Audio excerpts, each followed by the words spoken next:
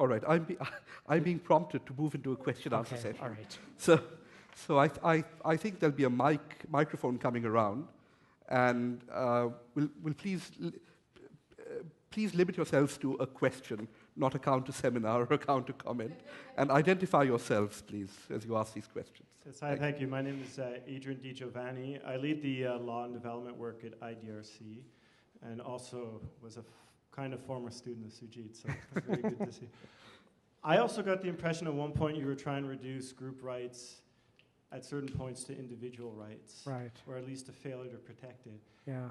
them. And I'm wondering whether that might actually be a useful way, instead of seeing these rights in conflict as Right. part and parcel of a larger project. And the one example I have is around pastoral lands and land Right. rights, which you Right. briefly met. Right. Because the common mantra is internationally protect individual land plots. It Yeah. doesn't work in large part because of huge problems in protecting individual rights, let alone as groups. Right. We're trying to support groups to get community-wide recognition, which you can do under certain legislation Right. in different countries, and even recognized now in the Kenyan constitution. So it's a group right, the community gets Right. together. Right. What we find, this is initial results, is the process to get to the point to recognize a community right, one plot, a whole community, requires basic governance processes Yeah. around natural resource management. Sure. And it also improves it as a result. So women participate more in community meetings, Right. which they'd never done before. Yeah. So, I mean, I think this may be echoing some of the concerns you said before, that it becomes about political line drawing, economic interest, where there's a failure also of basic individual civil liberties, if you want, especially around equality. Right.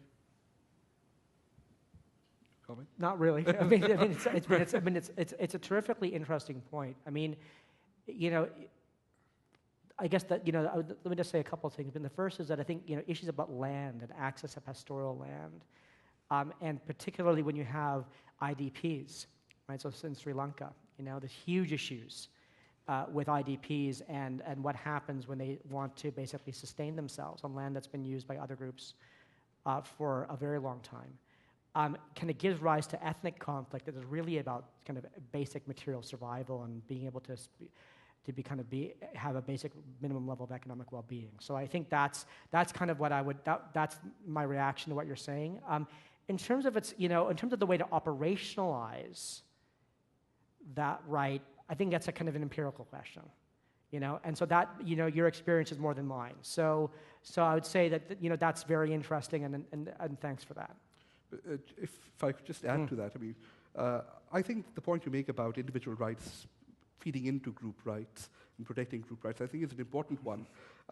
I'm thinking not in the context of pastoral communities, but I don't know if you're aware, but in Switzerland, the process of naturalization is in the hands of the commune. And the reason for that is quite simply that once you become a member of the commune, you're entitled to produce from the commons. And so the commune must accept you and naturalize you in order for you to then attain survival. So, you know, there are sort of other examples that one can quote. Sorry, please go ahead. Here at the front of the room, lady here. Hi, my name is Timreez, and I'm sorry I don't have a question, but I do have a point of contention. I'm from Pakistan, and the comment you made about language being the key reason for partition, I'm sorry, but I disagree with that. Because I understand language was part of the issue, but if language was the only issue, we wouldn't have had a West Pakistan and East Pakistan, because the only thing that we have in common is religion. And that was the main driver of partition. Language politics still plays a very important role in the region, particularly in Pakistan. But the identity issue is very, very heavily, in my opinion, and the way we as Pakistanis view it, is religion. I'm not saying that's right or wrong, but I would just raise that as a point of contention being a Pakistani. Sure. But although I think Sujit, if I might, I think Sujit was talking about not about partition, but about the breakup of Pakistan in '71. Yeah, I was talking about that. He was talking about 71, not 47. I mean, you know, Urdu was the official language of Pakistan. It was only spoken by 9% of Pakistanis. Bengalis were a majority of Pakistanis. They weren't allowed to form the government. They were excluded from senior positions in the military. There was one Bengali prime minister. And moreover, and there was no sense in which Bengali was going to be given official language status. And that was a huge source of grievance in East Pakistan. So I think in terms of the breakup of Pakistan, I think I'm in pretty confident ground about that. In terms of, the point about Pakistan that I think is also worth broadening out is that sometimes majorities can also mobilize for group rights. So if you think about Belgium and the Flemish and the kind of reconfiguration of Belgium from a very centralized unitary state that was a constitutional monarchy into something that's federalism of a sort. In a sense, it's much more decentralized than I think we would be accustomed to even in Canada. So it has been driven in part by Flemish nationalism in the north, centered in a majority population that pushed back against kind of a francophone or a French nation-building project led by an elite that was not Flemish-speaking. And so there's ways in which these assertions of group rights aren't always minorities, right? Majorities in certain contexts can assert them as well. Sorry, there's a lady here already. Hi, my name's Natalie Brender. I'm a freelance writer. Your talk posited two different kinds of, for shorthand, false consciousness behind the failure to recognize that the substratum of political and economic issues is really what's going on in talk of group rights. One is that Canadian and Swiss experts arrive with their lens, but the other thing you mentioned was that leaders within these countries pose the claims using the language of identity issues when really what's at stake are the other. So my question to you is, what's going on in those cases when the leaders are talking about cultural identity issues? And secondly, how can addressing them at a constitutional, political, economic level address that sort of the remainder of the fervor that I guess you'd want to call it that's been whipped up in the name of culture? Yeah, there's Marx again, right? False conscious. I mean, so they're not going to let me back into the States. So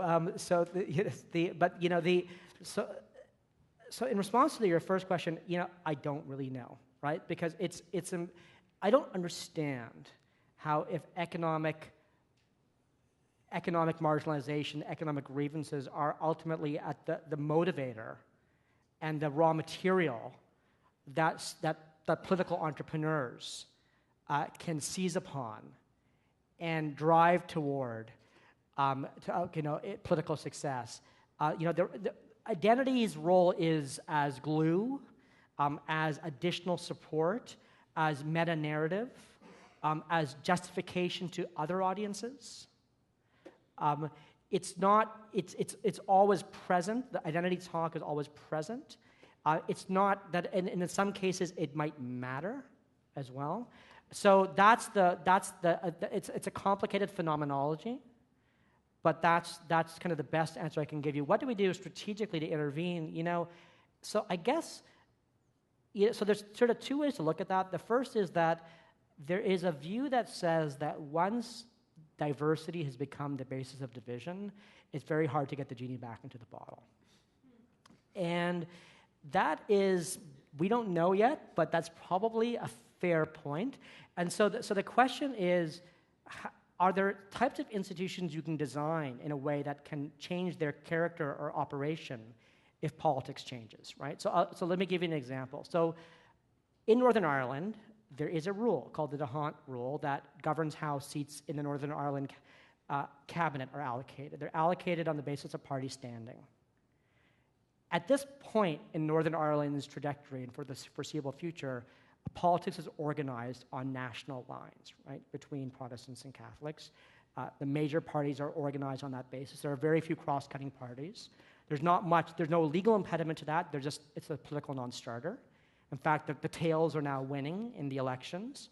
And so what the effect of this rule in the current context of Northern Ireland is to basically ensure that you have a cabinet that combines Protestants and Catholics, and no one's left out. Because that's what got the Civil War started, right? Stormont, basically became a place where Protestants wielded power and discriminated against Catholics. So that wasn't ever going to be what we move back to, okay? So, but the thing about that rule is that it's not a rule that says there shall be this many Protestants or this many Catholics in the cabinet. And you can imagine a rule written that way, which says, legislative assembly members have to self-identify, then these folks, the Catholics, vote for this many seats, the Protestants vote for this many seats. You can imagine that. It's not written that way. And so there's the possibility in the way that rule is written that over time, if politics changes, the institutions can adapt to reflect a different way of doing politics. In a sense, this is a story of the Netherlands, right? Netherlands was organized in Sulen, in these it was a very segmented society around different forms of religious or secular identity. And over time, the Dutch in the 60s and 70s moved to a type of multi-party system that would be familiar to us, with kind of parties on the left, parties on the right, and so on. And the institutions didn't change, but they were open enough that as politics changed, the way in which cabinets were put together changed as well. We have time for 2 more questions, Mr. Clark, and then one more, someone at the end. My name is Joe Clark, and I guess my status is retired. I'm interested in your thesis that the drivers are economic rather than identity. That would be convenient to believe, because we know more about how to deal with economic exclusion, and indeed with political exclusion, if it's simply in terms of representation or representativeness. We know less how to deal with identity. And I'm afraid your arguments today, eloquent though they were, do not persuade me that the issues of identity are less relevant. I'd be interested in knowing. I'd be interested in knowing whether you think the preponderance. I'd be interested in knowing if you are dismissing the role of identity as the driver. Some of the examples you gave that are regionally based, for example, regions in India, which you know and I don't know, where there was economic inequality. A question arises, I guess, how did the people who in their present generations are unequal come to be there together? Were they there together because they were an identity? The question of dealing with group rights based on identity are extremely complex, and we shouldn't try to hide them if they are in fact more influential than you're suggesting. So I guess, so maybe let me offer, so Mr. Clark, let me offer a clarification. So I don't think identity is non-existent. I don't think it's epiphenomenal. I think countries are diverse. I'm talking about countries in which identity and diversity has been mobilized politically, and so that's become a source of cleavage or division. So that's the first kind of clarifying point. And then the question is, in those countries, of which there are lots of them, to what extent are questions of culture and cultural difference the fuel that drives a lot of claims about group rights as opposed to material or political economic concerns? What I'm trying to say is, much more than we think. I think that to say that these are just questions, just because you have two culturally distinct groups in conflict who have different identities, who might not even like each other, doesn't necessarily mean the conflict is about culture or identity. And if we kind of take that lens, every time we go, we can make some mistakes, right? That's the essence of the claim. And what I want to say as well is that I think kind of material type concerns are a lot more pervasive than we think, right? So let's go back to buy and buy, even in Canada, right? So one of the arresting conclusions of the research reports published for the Biculturalism or Bilingualism Commission was, of course, the massive gap in per capita income within Quebec, right, between francophones and anglophones. And that was a singularly important moment in the 60s. And it was an element to Maître chez nous and the idea of building a Quebec state and creating economic opportunities for francophones in universities and in Quebec Hydro and in the Quebec government and so forth. So even here, right, in terms of what kind of one of the important elements that was there to be mobilized in the 60s in Canada, I think had an important economic dimension to it that sometimes we forget, right, in the more recent debates about distinct societies and rest of it. That's my only point. The question is what drives it. Yeah. Last question. Yeah. Ian Ferguson with the Canadian International Council Africa Study Group. My question is really about a Canadian example. What would be your opinion of setting aside a couple of seats in Parliament in different Canadian provinces for First Nations representatives, Right. where grievances are partly identity and partly economic, but where we now have a system where there are many, many spokespeople for this community, and it's very difficult to get consensus and have people that are committed to compromise as opposed to a politics of grievance and protest, etc. Look, it's hard to know. I mean, there's lots of questions. How many seats? How are they selected? What's the electoral roll? What's the system of there's a million kind of design issues there about how to make that work. I think a kind of a more fundamental question is, what would the role of such individuals be in Parliament? Would they be part of party caucuses? Would they be on their own? What would their role in committees be? Would they be able to serve in cabinet? Would they be critics? How would the rules of question period be designed? There's lots of these, there's a million small details that need to be thought through very carefully and thoughtfully before one then embarks upon this idea in the hopes that it's a solution for things. And as I think about the way things work in Canada, where we have strong parties that still function and that organize the way the legislature works, and individuals who are independent of the party system simply aren't able to be as effective in that type of environment, particularly in the larger assemblies like the Federal House of Commons, or thinking about my province, Ontario's Legislative Assembly. It's in a smaller province like PEI, maybe, or in the territories in Yukon, maybe, but I'm just not quite sure whether it would be what impact it would have, and I'd want to know a lot more about that before I gave a firm answer to that question. I've just been informed we actually have a little more time, so there's time for more questions. Gentleman in the front, and then. Thank you. I'm Bob Haig. I'm a senior fellow at the University of Ottawa. I want to take you back to another area that you mentioned, Bosnia, Right. which I think is one of the few countries in the world which is still under some sort of UN tutelage.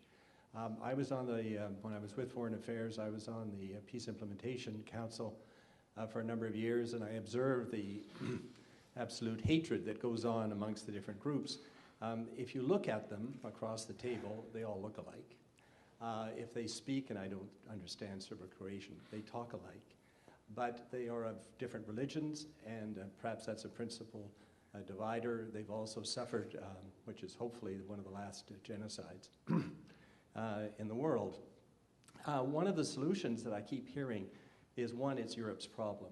And two is that the people that are now involved in resolving and working on the Dayton Accord and modernizing it are the ones that fought the Civil War. So you're not going to get any change until they depart. That's not a solution, but is it something that you've encountered, and is it perhaps true? So let me kind of take the Bosnian case and kind of generalize out from it. And sir, I don't know nearly as much about it as I'm sure you do, or others in the room do. But there is this. If we think about group rights, and I said at the end of my talk that the issue is not group rights, yes or no. The issue is how. How do we design them? Do they have a shelf life?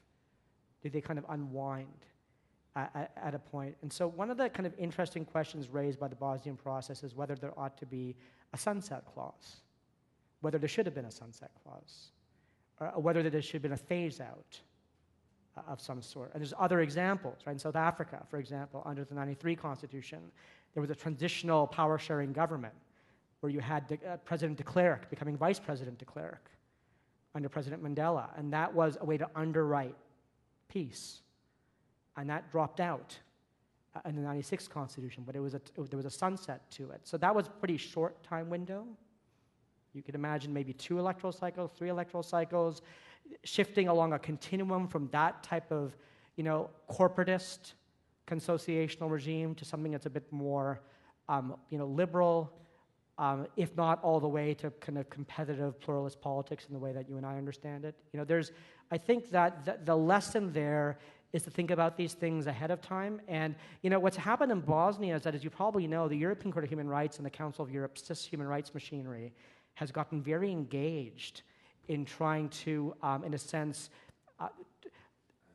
weave the Bosnian constitutional order into the fabric of European public law, and in particular into the European Convention of Human Rights. And it's been a bit of a mess, because when you kind of have Dayton kind of institutions and their legacy and kind of European courts and cases. I mean, this is a terrible way to make public policy, right? And I say this against interest because I'm a constitutional lawyer, but it's not how you should think, it's not how these things should happen. It would have been better if up front there had been some thought given to how these things could be wound down or changed, or way stations along the way in which these issues could be revisited. I mean, Mr. Clark knows we had in our Constitution a series of mandated conferences on Aboriginal rights.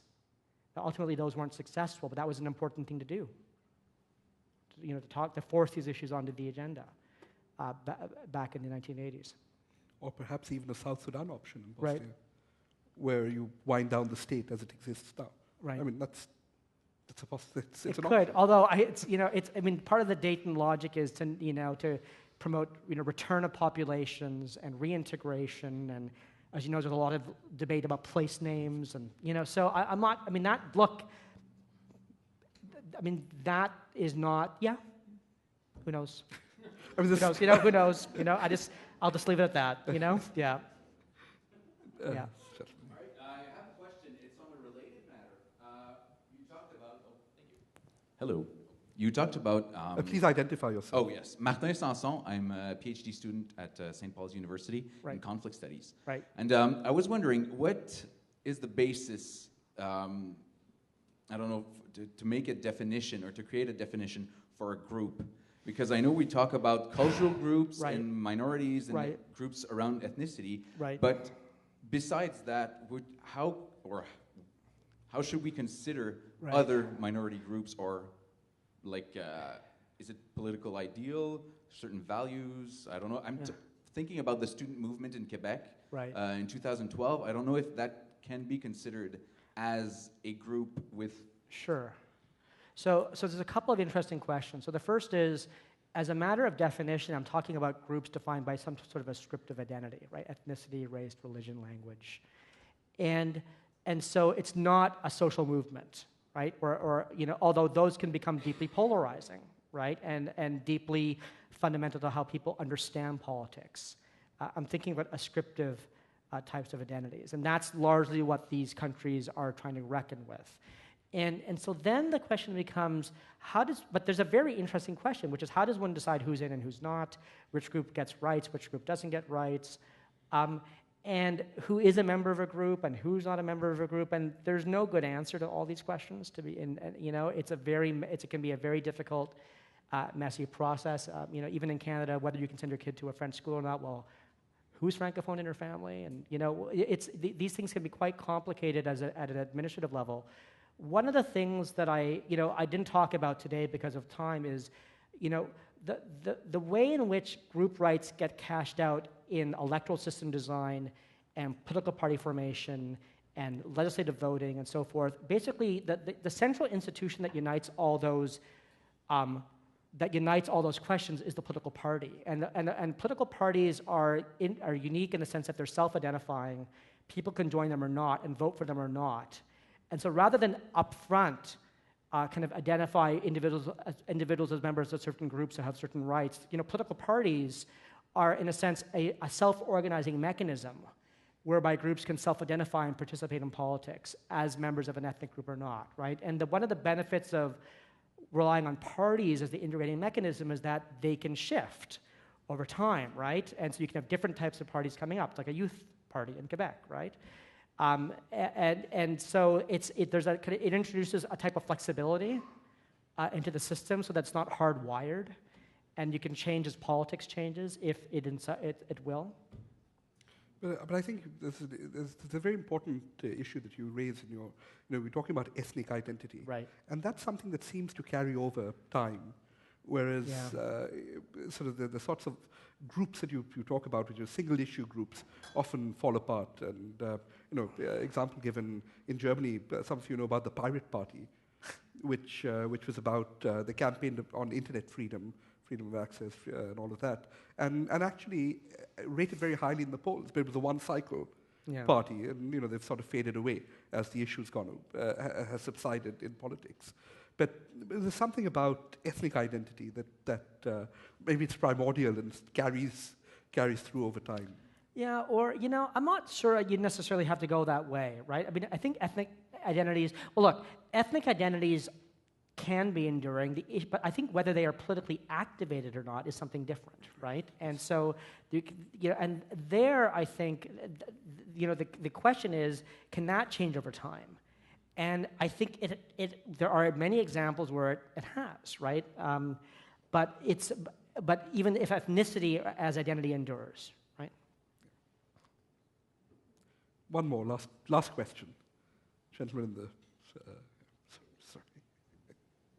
Yeah, thank you for this very eloquent expression of some of the things that I've been seeing on the field. I've been working in the MENA region for the last 2 years. Right. I'm currently actually with Canada here Great. in Ottawa.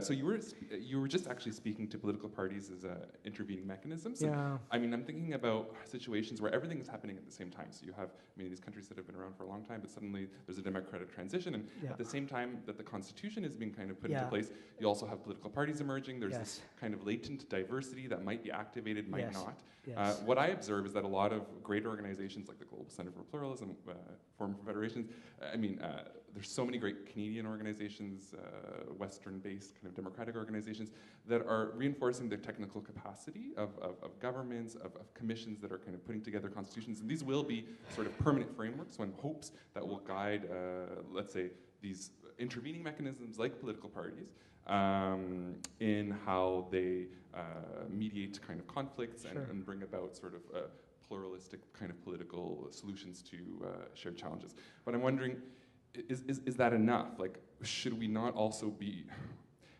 how can you promote pluralism at those very kind of early stages within kind of the political parties that are forming? And while they might not, most of the political parties that came together in Tunisia following the revolution, they've disappeared, but the people who were part of those movements continue to kind of operate and reorganize in different political parties, and sort of their values and the manner in which they sort of are constructing kind of a political message around what they are seeing and the challenges that they're trying to confront, those kind of do persist, right? Right. So how do you change those norms as they're shifting? It's a loaded question, but I think if we don't engage with kind of political dimensions, then we're going to really, it's just as important as those constitutional frameworks. So I'll give kind of a quick answer, which is that, I think some of the most interesting work being done in the field in the area of political party capacities by the American Political Party Foundations, NDI and IRI. They're just terrific. And there's tons of Canadians working at NDI, actually. And it would be great if they came home.